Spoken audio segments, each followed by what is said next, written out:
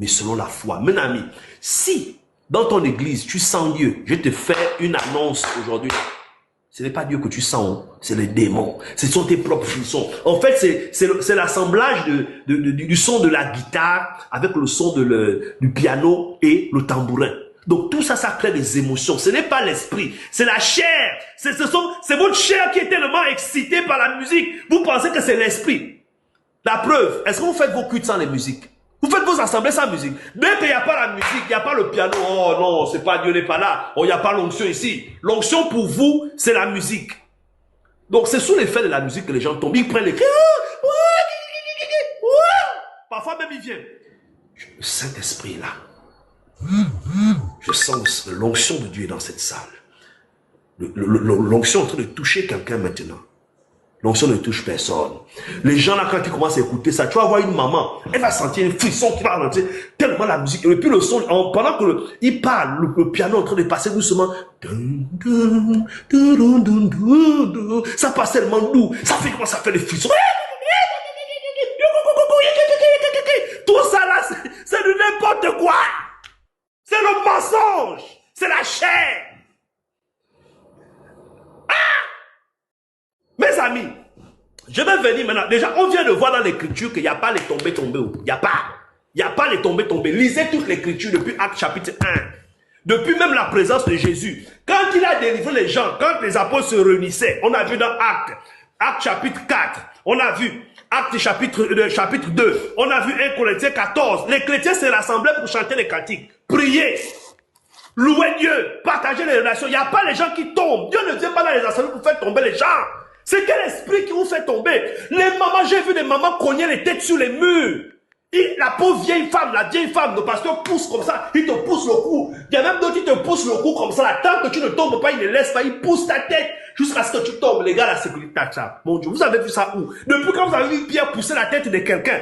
On a vu dans l'écriture, les apôtres, quand ils prêchaient l'évangile, ils guérissaient les malades, les partis se levaient, les aveugles voyaient, les sourds entendaient. Voici les miracles que le Saint-Esprit fait. Il ne vient pas pour faire tomber les chrétiens. Certains d'entre vous me disent que non. C'est parce que tu sais que tu peux être chrétien et puis il y a les esprits qui sont encore en toi. Mais c'est encore la preuve que vous êtes des faux chrétiens. Parce qu'on va voir dans l'écriture, est-ce qu'il y a des chrétiens qui sont possédés? Est-ce qu'un chrétien peut être dans l'église? Il est chrétien, mais il a des démons. Les enseignements que vos pasteurs vous donnent, oh non, tu n'as pas le travail parce qu'il y a les, comment on appelle ça, il y a les hôtels encore, les hôtels de familiaux qui, il n'y a pas les tombés. Lisez toute l'écriture depuis Actes chapitre 1. Depuis même la présence de Jésus. Quand il a délivré les gens, quand les apôtres se réunissaient, on a vu dans Actes chapitre 4, on a vu Actes chapitre 2, on a vu 1 Corinthiens 14. Les chrétiens se rassemblaient pour chanter les cantiques, prier, louer Dieu, partager les relations. Il n'y a pas les gens qui tombent. Dieu ne vient pas dans les assemblées pour faire tomber les gens. C'est quel esprit qui vous fait tomber? Les mamans, j'ai vu des mamans cogner les têtes sur les murs. Et la pauvre vieille femme, le pasteur pousse comme ça, il te pousse le cou. Il y a même d'autres qui te poussent le cou comme ça. Là, tant que tu ne tombes pas, il ne laisse pas, il pousse ta tête jusqu'à ce que tu tombes. Les gars, la sécurité, ça. Mon Dieu, vous avez vu ça où? Depuis quand vous avez vu Pierre pousser la tête de quelqu'un? On a vu dans l'écriture, les apôtres, quand ils prêchaient l'évangile, ils guérissaient les malades, les partis se levaient, les aveugles voyaient, les sourds entendaient. Voici les miracles que le Saint-Esprit fait. Il ne vient pas pour faire tomber les chrétiens. Certains d'entre vous me disent que non. C'est parce que tu sais que tu peux être chrétien et puis il y a les esprits qui sont encore en toi. Mais c'est encore la preuve que vous êtes des faux chrétiens. Parce qu'on va voir dans l'écriture, est-ce qu'il y a des chrétiens qui sont possédés? Est-ce qu'un chrétien peut être dans l'église? Il est chrétien, mais il a des démons. Les enseignements que vos pasteurs vous donnent, oh non, tu n'as pas le travail parce qu'il y a les, comment on appelle ça, il y a les hôtels encore, les hôtels de familiaux qui sont en toi, on doit te faire la délivrance. Maman, tu n'enfantes pas. La pauvre femme de 35 ans, 40 ans, on lui dit qu'elle n'enfante pas parce qu'il y a une malédiction dans sa famille. Elle doit venir briser les liens. Et le pasteur commence à lui faire la délivrance.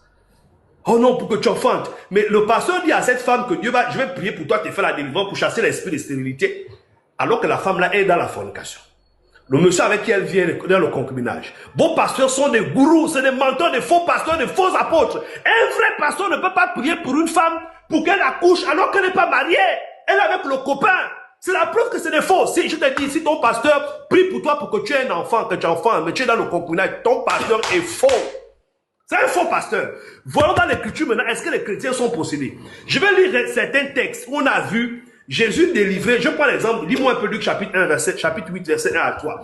Il y a une femme, Marie de Magdala. Jésus l'a délivrée, d'accord, de sept esprits. Quand elle a été délivrée, après sa délivrance, c'est fini. On ne voit pas un endroit où Marie de Magdala s'est retrouvée dans l'assemblée en train d'écumer. Lis. Luc 8 à 3, à partir du verset 1 à 3. Ensuite, Jésus allait de ville en ville et de village en village, Oui. prêchant et annonçant la bonne nouvelle du royaume de Dieu. Yeah. Les 12 étaient avec lui, et quelques femmes qui avaient été guéries d'esprits malins et de... Oui. D'autres aussi sont déjà, ça veut dire que d'autres déjà sont déjà préparés par le piano. La musique a tellement sifflé. Donc il y a déjà des émotions là, des sensations qui ont déjà envahi leur corps. Vous savez, la musique, ça crée des sensations. Si tu ne fais pas attention, tu vas commencer à avoir les émotions, les frissons vont commencer à monter. Oh, le Saint-Esprit est en train de passer. Je sens comme le Saint-Esprit est en train de passer sur moi. Je sens la présence du Saint-Esprit depuis quand on sent Dieu. Prenez votre Bible, mes amis. Arrêtez de faire... Vous savez, hein, vos pasteurs là vous ont aliéné. Ils vous ont déjà aliéné. Oh, je sens le Saint-Esprit. Je sens la présence de Dieu dans ces lieux.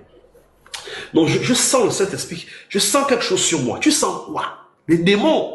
Il n'y a que les démons qui peuvent te faire sentir leur présence. Dieu, mes amis, écoutez bien, selon l'enseignement de Jésus-Christ, Dieu ne le sent pas, on croit qu'il est là. Lisez votre Bible. Hébreu nous dit quoi? Hébreu chapitre 11, à partir du verset 6. Hein? Dis-moi ça vite. Hébreu chapitre 11, 6. à partir du verset 6. Oui. Or, sans la loi, sans la foi, oui, il est possible de lui être agréable. Il est impossible de lui être agréable. Voilà, mais je ne dis pas que je ne dis pas que je suis irréprochable. Moi, je te prêche la parole. Ça, c'est quoi? Je te prêche la parole. Lis. Oui. Or, sans la foi, il est impossible de lui être agréable. Oui. Car il faut que celui qui s'approche de Dieu croit que Dieu existe et qu'il est le rémunérateur de ceux qui le cherchent. Il faut que celui qui s'approche de Dieu fasse quoi? Il sente.